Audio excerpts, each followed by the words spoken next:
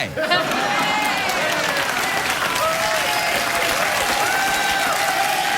Hey, everybody! Hi, everybody! Woohoo! Hi! What'd I do? I'm trying to be perky. I talked to the studio audience earlier and I explained to them there were no puppets tonight or singing and stuff, and they went like this. And I was like, yourself.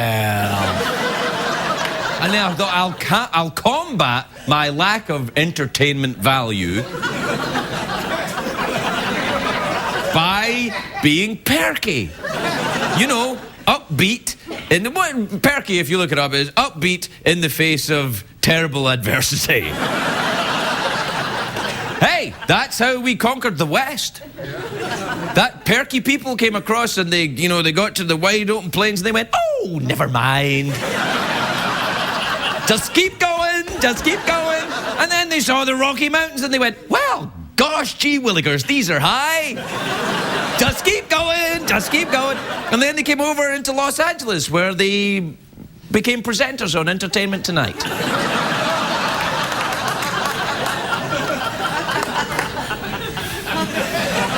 I'm trying to do something historical for Columbus Day, and trying to do something about the, America and stuff, and I made it up. I don't know if we got here using perkiness.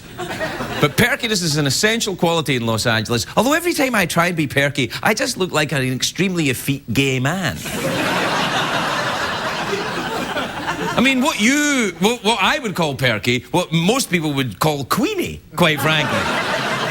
But I'm like, hello, and everybody's like, mm-hmm.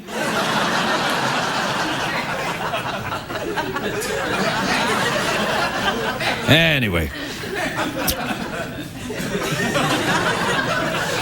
That's not attractive, is it, when I do that?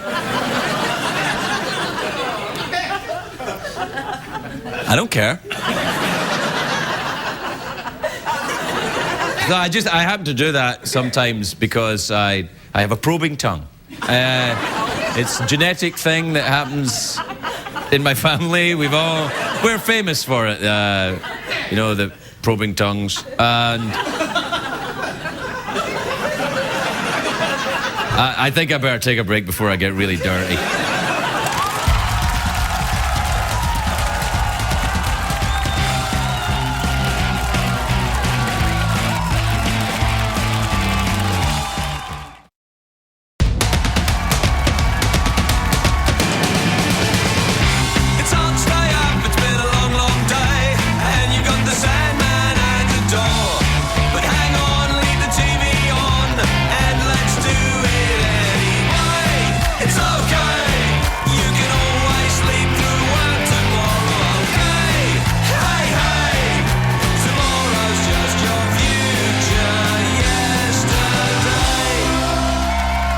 Ladies and gentlemen, Ferguson.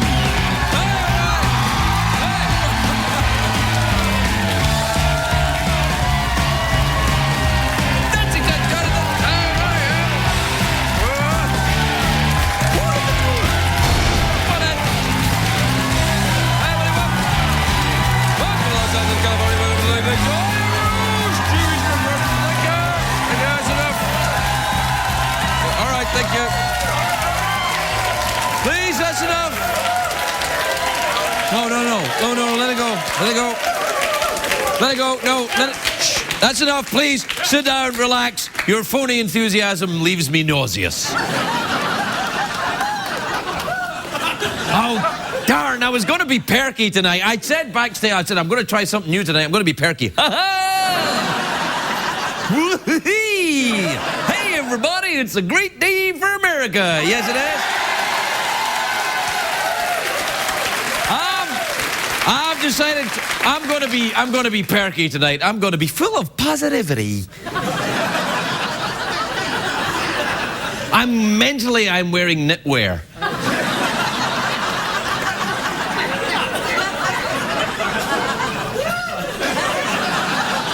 It's a great day for America. It's a great day for our neighbours to the north. You can't see because it's a bit hazy tonight, but up in Canada, In Canada, it's Canadian Thanksgiving. So happy Thanksgiving, our Canadian friends.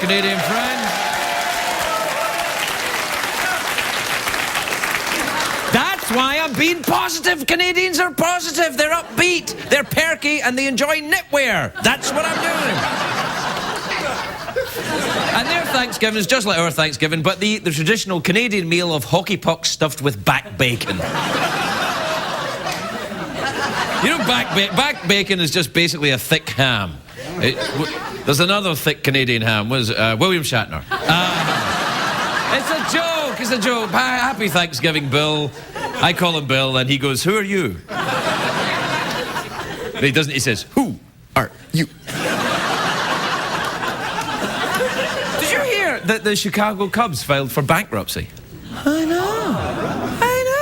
And they're from Chicago, and they've spent millions of dollars that they don't have. I smell Nobel Peace Prize.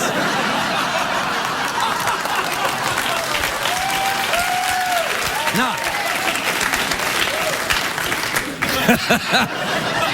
I'm sorry, I don't normally do them, but that's a pretty good joke. You gotta be honest. I mean, I was just perky, but I thought, no, I'm feeling perky because that's a pretty good joke. Now, of course, another perky man on TV and then in the media, everybody adores him, Rush Limbaugh. He was, knock it off, you pinko. Anyway, Rush Limbaugh has been named the official judge, one of the official judges in the Miss America pageant.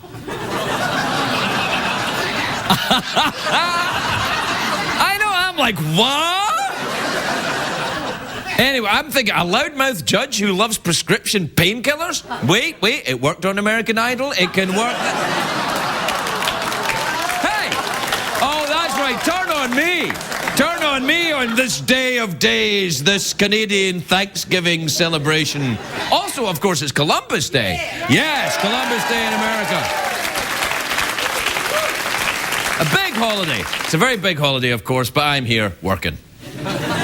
CBS believes the way to celebrate people coming to America is make an immigrant work. Now,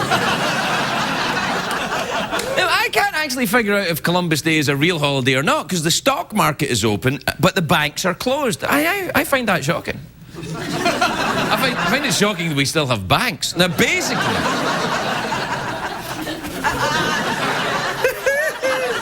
Perky! Basically, Columbus Day is like St. Patrick's Day, but without the drinking. So it is in fact nothing like St. Patrick's Day at all. Now, Christopher Columbus, sorry, speaking like William Shatner for Canadian Thanksgiving. Christopher Columbus was actually Italian, but the expedition was funded by the Spanish. Because what the Spanish wanted Columbus to find a backdoor route to India, which would extend their reach around the globe.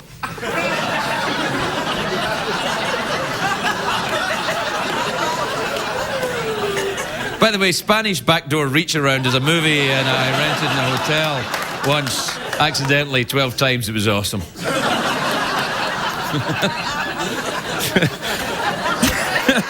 Spanish Backdoor Reach Around. You're welcome, people who enjoy quality entertainment. Anyway, Columbus, I'm talking about Columbus. As we all know, he made a famous voyage in 1492. We have a map of the route he took. Can you see it there? There you go. He leaves Spain there. See it, Boreanaz right there. Columbus Circle, Columbus, Ohio, and then Columbia. And on his expedition, Columbus took 3 ships. It was the Nina, the Pinta, and the SS Regis. It was the Santa Maria, of course. The SS Regis was in no shape to cross the Atlantic. It had a leaky bottom. It couldn't make the trip. It's a joke. It's a joke. Happy Canadian Thanksgiving, Regis. I have actually seen a full-size replica of the Santa Maria. It's in a harbour. There's a model of it in the harbour in Barcelona, in Spain. I used to be able to travel the world before I was chained to this crap. But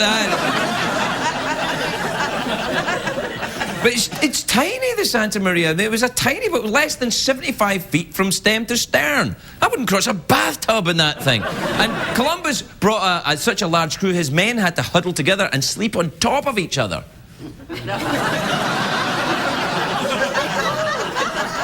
But there was also a downside. It could have been very dangerous crossing the Atlantic in that thing with all these men sleeping on top of each other.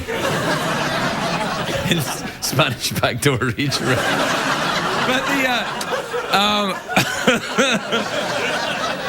yeah, if it's any consolation, I also am disgusted. Anyway, Columbus ended making 4 trips over here. Historians say he was searching for gold, but I think he just kept forgetting things. It's like, where's my wallet? Oh no, I left it in a new world.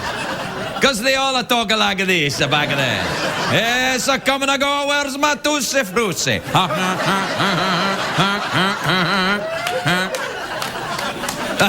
Columbus was the Marx Brothers for some reason that I don't know why. Columbus also got a whole town in Ohio named after him. Columbus, Ohio. I've been there. It's a great town. I wish I had a town named after me. Actually, I do. But how often can I get back to Doucheburg, Wisconsin? I never get there. Sorry, people of Doucheburg. I still love you. Do you know what? They in Columbus, Ohio, they love the college football there. And I found that out the hard way, because a couple of years ago, I was in Columbus doing a stand-up comedy. Well, I call it stand-up comedy. Other people call it, who's that guy in the corner? But they... Why is he talking? And I usually I have great shows in the Midwest. I'm very popular in places where the people enjoy cheese. But when I was in Columbus, my show was on the same night as a big Ohio State game. And they were playing someone they really hate, a big rivalry. You know, it was the Denver Omelets or something. The game was a big deal anyway. And I could tell that the men were not happy about missing the big game to see Doucheburg's own Craig Ferguson. Their signs of displeasure were there, subtle but there. The crossed arms, the slyly checking the cell phones for the score, the throwing bricks at my face. About 5 minutes into the gig, it was obvious not a single guy wanted to be in that room, including me. Unlike tonight, where things are going so well. Happy Canadian Thanksgiving / Columbus Day. We'll be right back, everybody.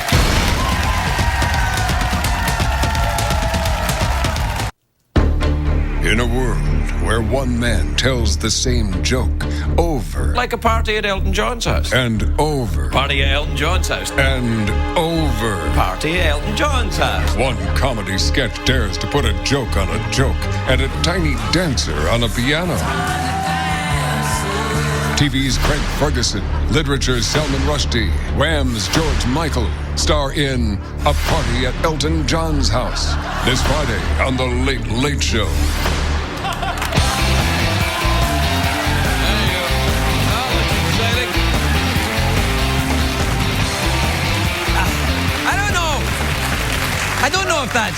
I don't know if that's legal. I don't know if that's legal if you can actually legally have a trailer for a sketch. But I'm very excited about this sketch, the Party at Elton John's House sketch, a sketch which we haven't done yet, we've only made the trailers. Because there's no way we would pre-record a crappy old sketch and then cut bits out of it to fill in time in an otherwise terrible show.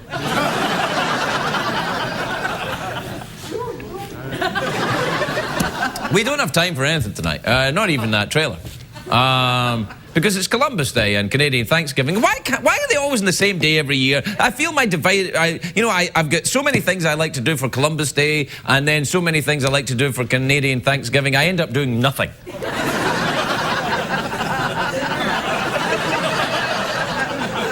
I feel I haven't celebrated either one sufficiently tonight.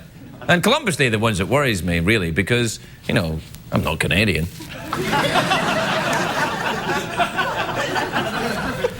We don't even have time for an email. None. Which... Shut up! I tried being perky, but clearly that's not working. Well, let me just tell you, I do my best. I come out here, I sweep and I clean and I tidy up and I try to do my jokes, and one day I think, oh, I'll go to the ball, you'll go to the ball, Cinderella, you'll go to the ball. But no, every time I try to do anything, it's like,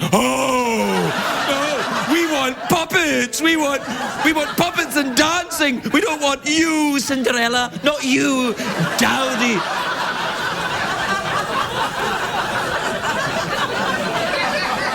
That's what you get for trying to be perky, you bastards. All right, we'll take a break. break. We'll be right back, everybody. We'll be right back.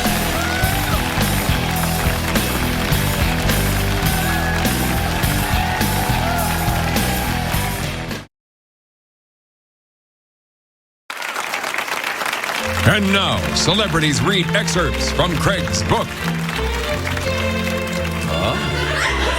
Acid was wild. Whenever I took an acid trip, and I suppose I've taken about 20 or 30, all of them before the age of 21, I always thought that it went on way too long. The insane giggling, the otherworldliness, the ridiculous, meaningless insights. It just overstayed its welcome. Always. Anyone who's taken acid will know what I mean. It's horrible. And when you have an unpleasant experience, a bad trip, it's hellacious.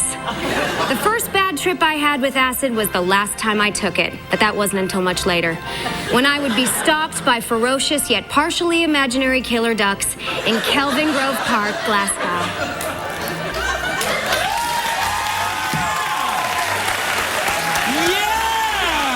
That was Celebrities Read Excerpts from Craig's book. American on Purpose is now available at all finer bookstores. If you experience an erection lasting longer than 4 hours, please call a doctor or Craig Ferguson.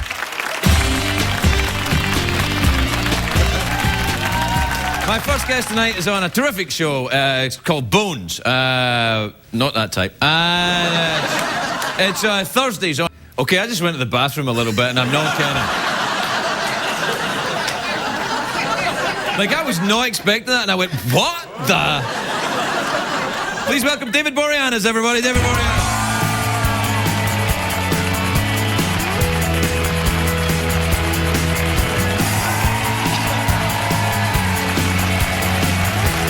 Just throw it away. No, we don't need it. Throw it away. We don't need it. Hey, how are you feeling? Are you all right? Oh, knock it off. Knock it off. Don't worry about it. It's only the part two of the swine virus. Yeah, they said, I had read somewhere on the... Thank you. I'd read somewhere in the papers, it was all over the interwebs, that you were... Yeah, keep your hair nice and clean. It's nice, gives a good shine. Yeah, no, it's good. Kills the germs. I heard that you had the swine flu, that everything, the Bones show was shut down, and everybody... You're really freaking me out when you do that cough thing, yeah. Maybe we should have, had the masks on. I'll do anything for Columbus Day. Yeah. I had a little bit of the flu. Is that it? Well, the Wall Street Journal said that the Bones shut down because of the swine flu. And that was because our showrunner, Hart Hansen, had said that our set has been infected by the swine flu, which, in fact, I don't think it really was the swine flu, but I had the symptoms of the swine flu. Well, that's usually a clue. Bad cough. Consistent cough. Consistent cough, right. That kind of, just keeps going and building, and then you get mouth cramps. I swear to God, I thought I was going to die. Cramps in your... I mean, now I know what a woman goes through at certain times. Like bad cramps, like painful, like these... This is awful. Oh, it's so bad. Like, I feel bad for women. We shave. What? That's it. Well, I just started shaving. Yeah, no. Because I got that kind of that young thing going. I had it going, but it went. But the pain was so horrible. I mean, it was worse than having 3 burritos. Can you be sure that this was related in some way? Well, no. Then what happens is you get a cough. Okay, and it's like a dry cough, and then it develops, and you start to get sweaty, and then you start to shake a little bit. Yes. And I thought it was an earthquake at first because Los Angeles. Yeah. But usually earthquakes aren't accompanied by coughing. Yeah, that's true. And then, anyway, I'm fine. So then they said maybe it's like the swine 1 virus because there's 1 to 5. So I'm I think I was swine 2. Oh. I'm okay. And then the nose starts to turn up a little bit. Oh, yeah. Oh, silly swine 2. Do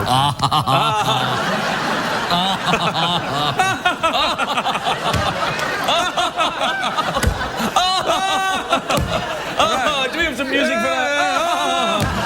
Hey, so the Bonio show is fine. Bonio's, it's not a cereal. Oh, I call it affectionately the Bonio show. It's funny, we started season 5, and last season we were in this whole fantasy sequence where the two of us were we got together and we did the thing. What thing? You punched each other? Boom, chicka wow, little boom, chicka wow with wow wow. Yes. I know where you're going. So then I woke up and I had a brain tumor and I forgot who she was. I didn't know who she was.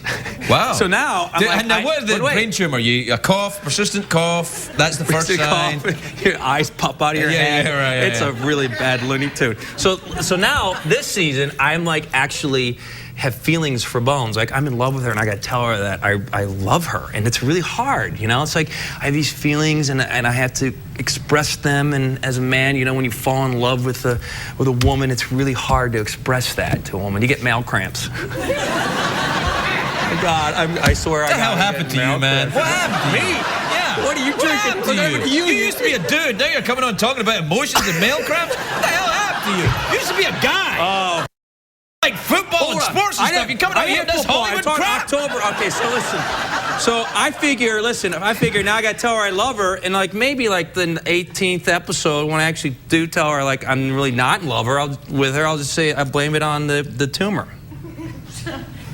So for guys out there who want to get out of a relationship, no. I'm just saying. Not right. I mean, it's great to be able to be on a show where you have this kind of tight relationship between us and her. Because I'm the FBI guy, she's the forensic anthropologist, and we solve crimes. And in doing so, but that mummy thing looked really scary. I was actually quite scared when we showed the clip there. I was like, what? Yeah, I mean, I'm not kidding. You're terrified, right? Yeah. I heard you went to the bathroom. A little bit. Peed your pants. Yeah, a little bit. Peed my pants. That's what happens sometimes. Yeah. I did on the set. Did you really? Yeah.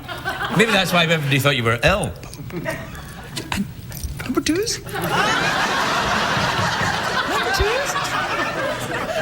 Number threes? I need an update on the score really quickly. I'm a big Phillies fan. Anybody got an update? 2-1 Phillies. All right. Philadelphia Phillies. Hey, that's weird. The game must be going really late because we are live. We're actually... What the hell is wrong with you? You're going to be on my side. Whoa. It is in the 22nd inning. It's the longest game ever. I mean, they're just... Yeah. We better let you get back to it then, David, because we're out of time. We've been talking for 4.5 hours or something. David Boreanaz, everybody. I'll see you.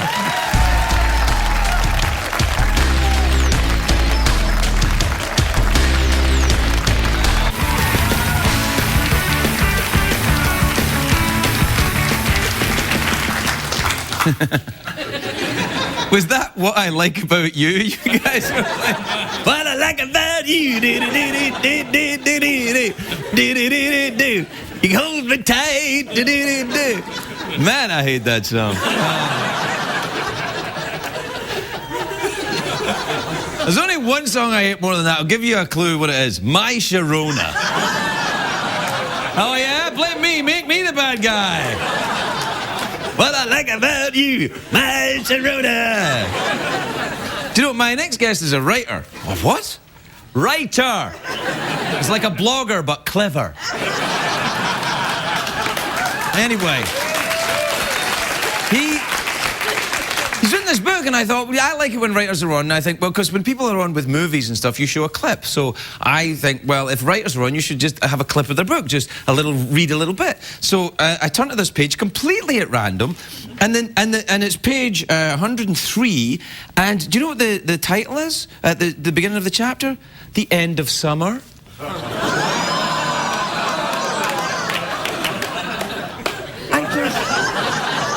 Lady in the audience called Summer.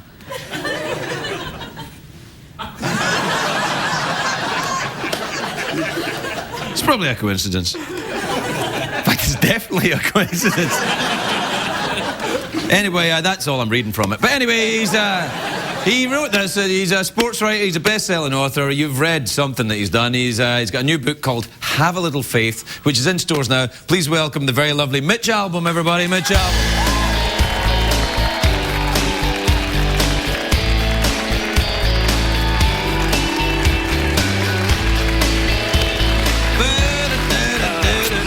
Hi, Mitch. How are you? Hi, Craig. How are you? You know, I'm good. Do you know, it's so weird that you wrote a chapter at the end of summer and there's a lady called Summer in the audience? I had no idea.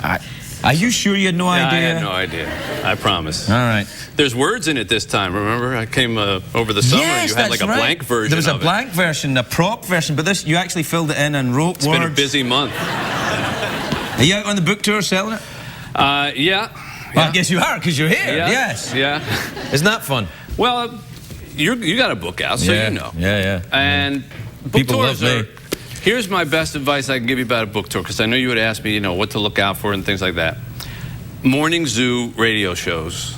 Stay away from those, in general. And you know what they are, because there's always like an animal. It's like a Joe and the Bear, or John and the Aardvark, or something like that. When Tuesdays with Maury came out, and this is an absolutely true story, I got sent to a morning zoo radio station. The music was blasting, the lights were out, the guy's hair was sticking out every which direction. I'm thinking, Tuesdays with Maury, what? And he motions me to come in, he's holding my book up, so I'm thinking, well, okay, I'll try. Pulls down the little thing. What little thing? What little thing? I think it was a little thing. I couldn't see. It was dark. He pulls down the fader on the music, and he does one of those FM disc jockeys. He goes, well, folks, yeah, that was some Van Halen for you. And now we have a special guest, Mitch Albom, and he's written this book called Tuesdays with Maurice. So, Mitch, I guess the obvious first question would be, why Tuesday? Oh, nice. That would be the obvious first question. And I still don't have an answer for that question. I read that book, and I know why Tuesday's in the book. Yeah, well, Tuesday you used to go and see Maury. Well, but he only got Ablom, so how much do you expect him, So that's my first piece of advice. Stay away from the morning. It's too late for that. I have to do all of those. And also... That was the best I had. Well, no, what about the reviews? Do you worry about the reviews? No, I don't. I mean, I'm lucky enough to have an audience that seems to enjoy my books, and I kind of write for them, and I don't write for people who review books. But again, I think what happens with reviews is the best thing you can be for a reviewer is new.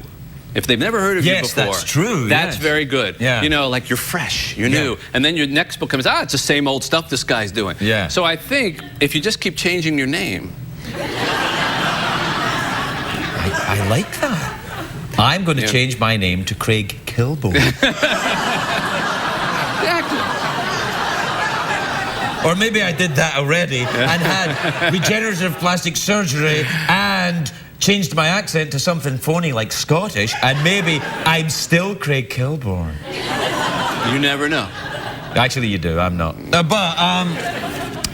I get worried that when I write, because when I put a book out and stuff like that, and people say, like bloggers and stuff, come on and they say mean things like he sucks and, he's stupid and I hate his stinky hair and all that kind of stuff. Well, why? But you don't need to read those. Why are you reading them? I'd like reading them, though.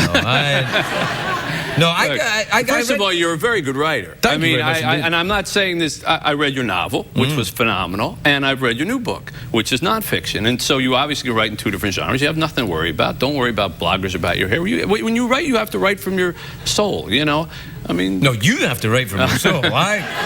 I just have to fill the pages with stuff and then hand it over to the guy who gave me the check.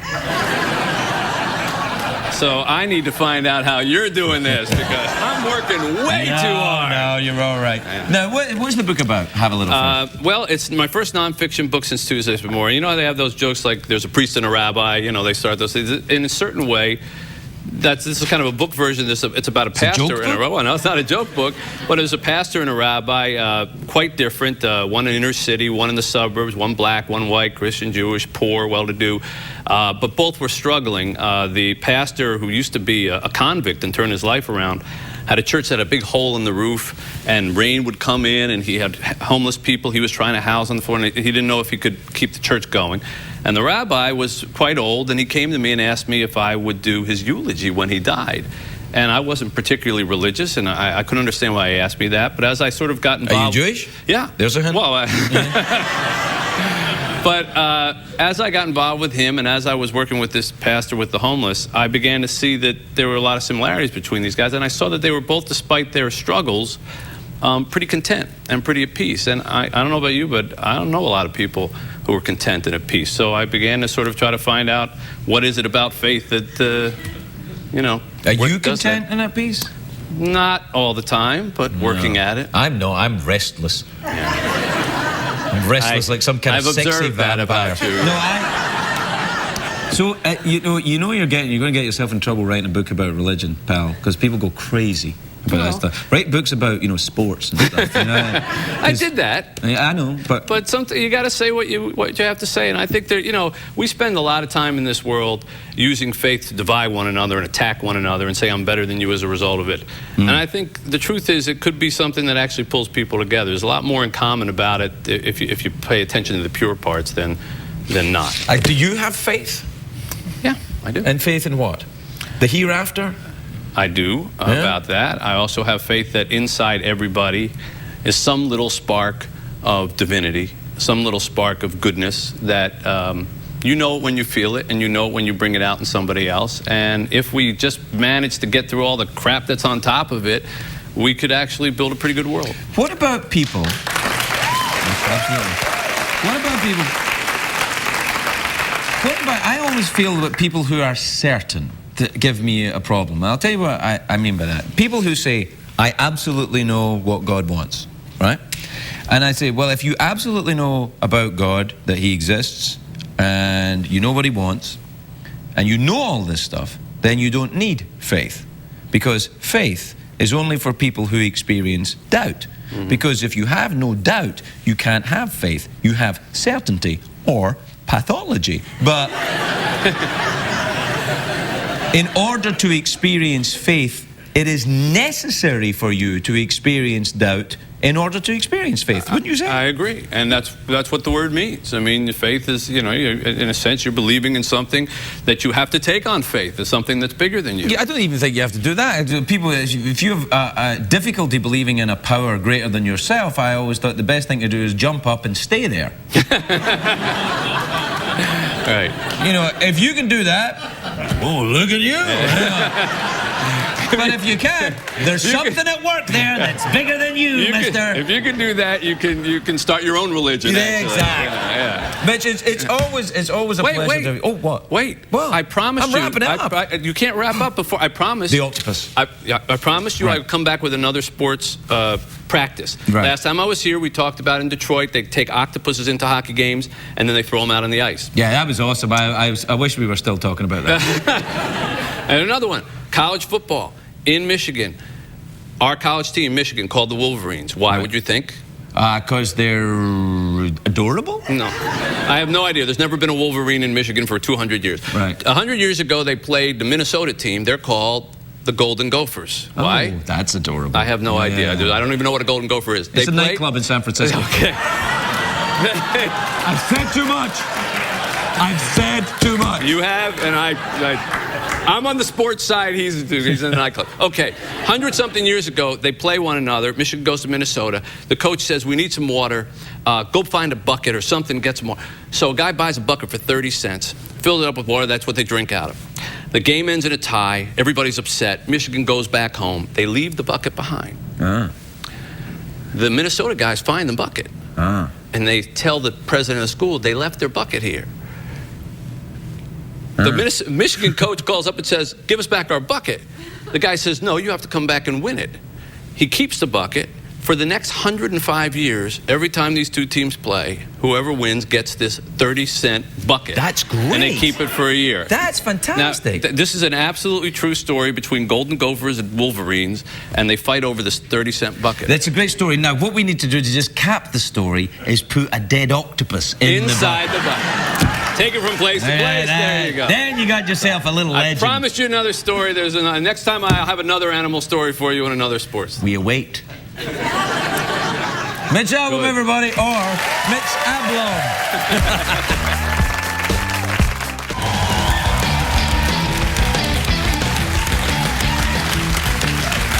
Look at that, look at that, look, see that? Don't try doing that until you've... Look at that. Take that, Mythbusters. My next guest is here performing I Want to Make You Close Your Eyes from his new album, Feel That Fire. Please welcome Dierks Bentley, everybody. Dierks Bentley.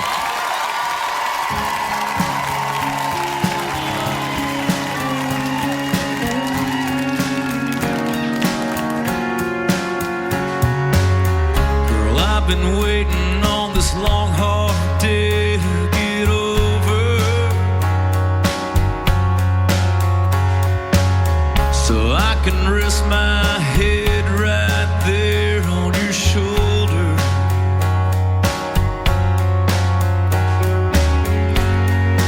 I just want to lay here and feel you breathe, listen to the rhythm of your heartbeat, and see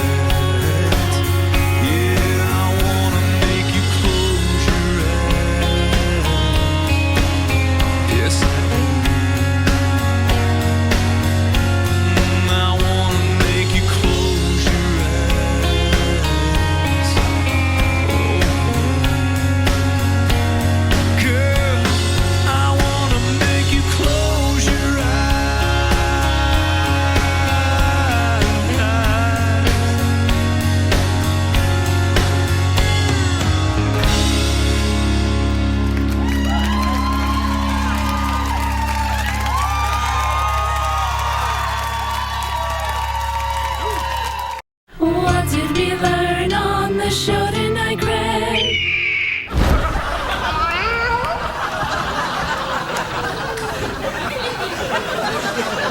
We had to show the cat coming back in case we got letters. The cat has to come back in a parachute. People are like, oh, what happened to the cat? It's like it's a joke. It's a joke. It's a photograph of a cat and a photograph of a bird taking the cat away. It's also a photo. No cats were even involved in that. I tried being perky. I give up. Good night, everybody.